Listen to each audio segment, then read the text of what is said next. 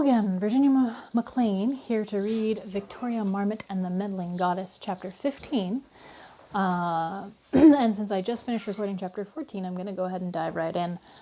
When last we left our hero, she had just left English class and had been sent to the principal's office, followed by the new kid, whose name we still don't know. And then, in addition to the new kid, Seamus followed her out. And then the new kid grabbed her wrist and said that she needed to talk to Vic about her brother, at which point Vic turned and ran for the exit. So that's where we left off, and now we're going to jump right in with Chapter 15.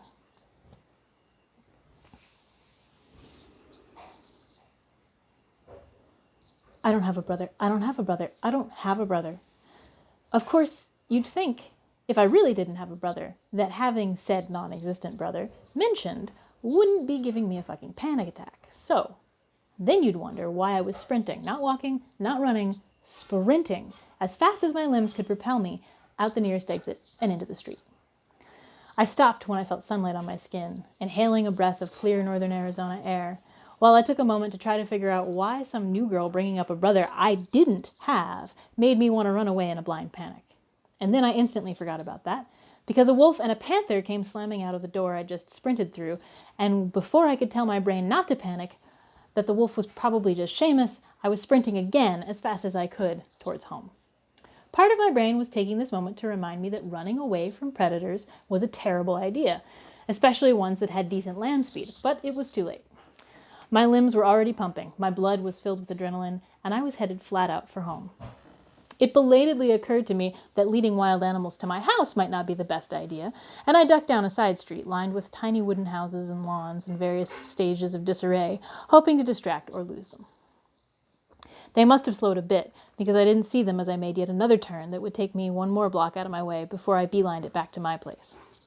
By the time I reached my cul-de-sac, there were no large predators in sight, and I had regained enough calm to convince myself that the wolf must have been Seamus, and thus it was unlikely that I was in any real danger.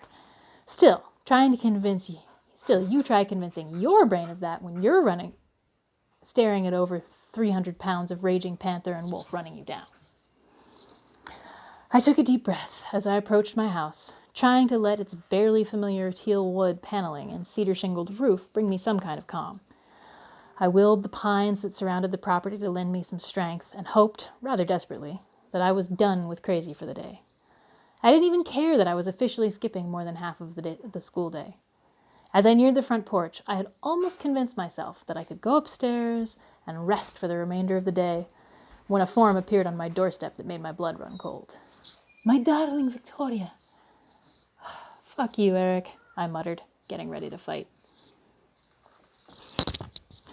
Okay, Chapter 15 is also really short, so if I can squeeze it in, I'm going to try to record Chapter 16 as well, and put that up in there. You'll have 3 chapters, so I'll basically almost be caught up for the week.